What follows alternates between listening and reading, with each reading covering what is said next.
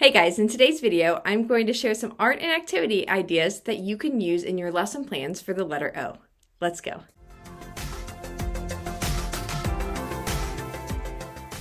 So let's start with art. For art, you could paint with an onion. The onion makes a really neat pattern on a sheet of paper with paint, and so all you have to do is cut the onion in half, and then they can paint holding the onion.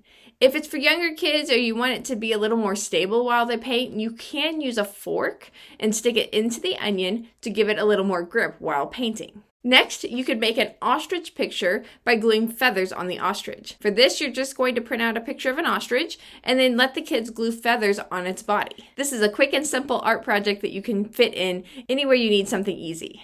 Next is to print out the number 1 and fill it with oats. So for my papers, I use Canva to design my worksheets. And so I printed out the number 1, and then I would give the children glue and oats and let them fill in the number 1 with the oats. Just remember, when you're using oats or any type of food, make sure there are no allergies that are going to be affected by using those foods. So this might not work well for children who have a gluten sensitivity, and you just want to be aware of the allergies of the kids in your classroom when you're choosing art projects and supplies to use with those art projects. Next is to create an ocean picture. So for my ocean picture, I just cut out triangles and small ovals for my fish, but you could use foam, you could use felt to give it a little more texture. This is very versatile. So the kids will glue the pieces together to make the fish on the sheet of paper, and then you can use crinkle paper, yarn, Easter grass, anything you have that would work for seaweed on the bottom to add a little more texture to your picture. And this is how you make your ocean picture. The next art project is a letter O picture. For this letter O picture, you're going to use O stickers, oats, and the number 1 for your picture. Start by writing the number 1s on your picture and then glue oats and stick the O stickers on the O picture.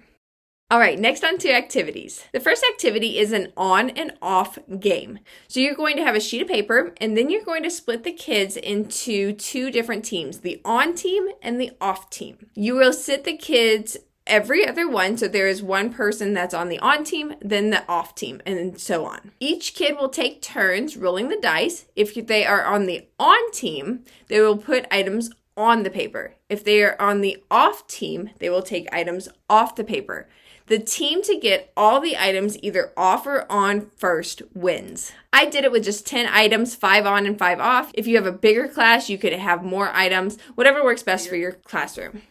The next activity is an ocean sorting game. So for this, you're going to have a blue sheet of paper for the ocean and a brown sheet of paper for the land. And then you're going to print out different pictures of animals, or if you have plastic animals, that would work as well. And the kids are going to sort the animals into ocean animals or land animals. Another thing you could do is to create an obstacle course. This can be in your classroom with the items like chairs, tables, cushions, things that you have in your classroom, or you could do it outside with outdoor toys. This is great for gross motor. And then lastly, an orange and onion science experiment. So you're going to have an onion and an orange, and you're going to talk about the differences between the two.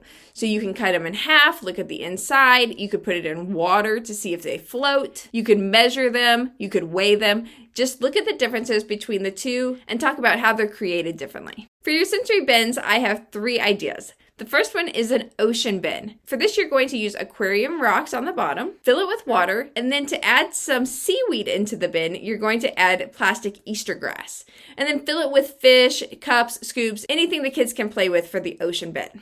Next, this one is a little messy, but you're going to use blue Jell-O to make an ocean. Okay, so for this one, you're going to make the Jell-O ahead of time and then flatten it out as best you can on the bottom of your bin, and then put fish and scoops in this one as well. This will get messy, but it's a fun texture for them to play with. And lastly, an oats bin. And again, with the oats, make sure there's no allergies in your classroom before using this. But you'll put oats in your bin, fill it with cups and scoops, and let the kids play with the oats. Some snack ideas for the letter O are oranges, Cheerios, oatmeal, and if you could, make an omelet in class. I also have 3 book suggestions for the letter O that you might like to read in your classroom. The first one is Oh, the Places You'll Go by Dr. Seuss, Commotion in the Ocean And last but not least, Olivia and the Fashion Show. If this video has been helpful for you, don't forget to hit the like button and subscribe to the channel if you want to see more art and activity ideas and other things related to being a preschool teacher. To check out the other letter videos, check out this playlist, and I will see you in our next video.